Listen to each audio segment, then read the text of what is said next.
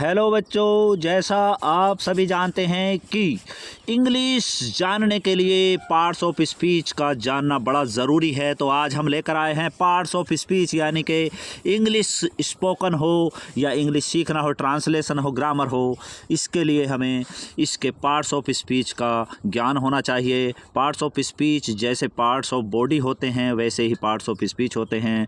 जैसे parts of body शरीर के अंग होते हैं वैसे पार्ट्स ऑफ स्पीच होते हैं एक सेंटेंस के अंग। यानी कि सेंटेंस में क्या क्या आता है? नाउन आता है, प्रोनाउन आता है, एडजेक्टिव आता है, वर्ब आता है, एडवर्ब आता है, प्रीपोजिशन आता है, कंजक्शन आता है, इंटरजेक्शन आता है। तो शुरू से फिर से नहीं है, ट्रिक के द्वारा। ट्रिक देखिए, हमारी ट्रिक है नपा वी ऐड किया PCI से, नपा वी ऐड किया PCI से। एन से देखे नैनल से देखे नाउन मीन्स होता है संज्ञा। किसी वस्तु स्थान प्राणी के नाम को संज्ञा कहते हैं, जैसे राम, सीता, मेज। और दूसरा देखे प्रोनाउन, पी से प्रोनाउन सर्वनाम, यानी कि सभी नामों के स्थान पर आने वाला। जैसे राम है, राम पुल्लिंग है तो इसकी जगह ही आएगा प्रोनाउन। और सीता स्त्रीलिंग है, सी आएगा। और मेज है, इसकी जगह जो है ईट आएगा, ईट लिख दिया, ईट ये लिख दिया हमने, ईट आएगा, IT ईट, ठीक है। और दे आएगा जब प्लूरल होगा, ही और सी मिल जाएं अगर तो दे आएगा, ठीक है। अब चलें नपा, न पे आ, ऊपर देखिए न पे आ, नपा। ये ट्रिक में देखिए नपा, तो इसमें आ से बनेगा एडजेक्टिव। एडजेक्टिव को हिंदी में कहते हैं विशेषण, यानी कि विशेषता बताता है ये किसकी? नाउन प्रोनाउन की। रेड मीन्स लाल, और टॉल मीन्स लंबा, ठीक है। कोई फूल, जैसे फूल लाल है तो फूल की विशेषता होगी लाल, ठीक है। तो नाउन और प्रोनाउन की विशेषता बताता है एडजेक्टिव। नाउन और प्रोनाउन की विशेषता बताता है एडजेक्टिव। फिर चलेंगे नीचे वी, फिर हमारी ट्रिक है वी। देखो वी से क्या बना? वर्ब, VERB, वर्ब क्रिया। वर्ब होती है क्रिया, कोई भी एक्शन हो। जब किसी भी वाक्य में कोई एक्शन, जैसे जाता है, खाता है, रोता है, पीता है, तो गो मीन्स जाना होता है, क्रिया हुई। इज है और वर, ये क्या है? लिंकिंग वर्ब भी होती हैं और हेल्पिंग वर्ब भी होती हैं, ठीक है। अब चलेंगे हम ऐड से बना एडवर्ब, जो वर्ब की विशेषता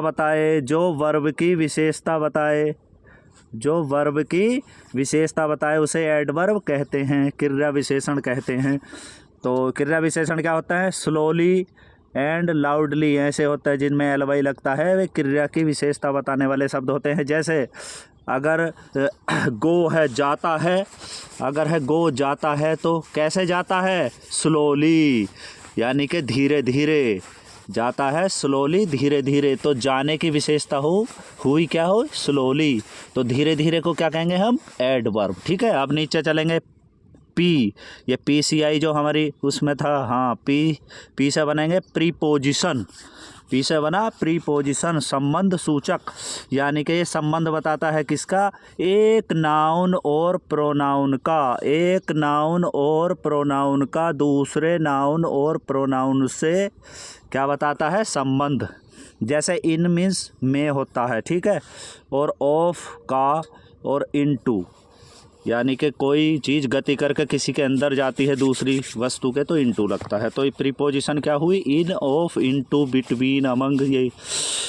तो किसी नाउन और प्रोनाउन के दूसरे नाउन और प्रोनाउन से जो है स्थिति बताने के लिए प्रीपोजिशन का प्रयोग करते हैं। अब कंजक्शन पे आ जाइए। कंजक्शन, C फॉर कंजक्शन, और समुच्चय बोधक अव्यय होता है ये, जैसे एंड और बट। ये किसी सेंटेंस को जोड़ने के काम आते हैं या दो शब्दों को जोड़ने के काम आते हैं।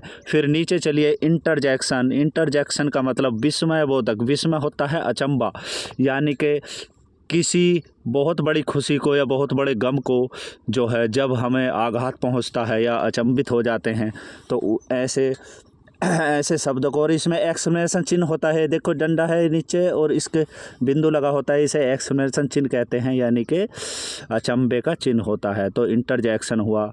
और ये है हुर्रा, जब कोई बहुत बड़ी खुशी एकदम हमें प्राप्त होती है तो हुर्रा निकलता है। और जब बहुत बड़ा दुख होता है तो एलास, एलएस कह देंगे या एलास कह देंगे, तो दुख की बात हो बहुत बड़े तो बस इसी तरह से पार्ट्स ऑफ स्पीच का आप बार बार देखते रहिए, बड़े आराम से इसे वीडियो को स्लो करके देखिए, ठीक है, किसी भी तरह से सीखिए। और अगर समझ में ना आए तो कमेंट करिए, I will tell you again and again. Thanks a lot.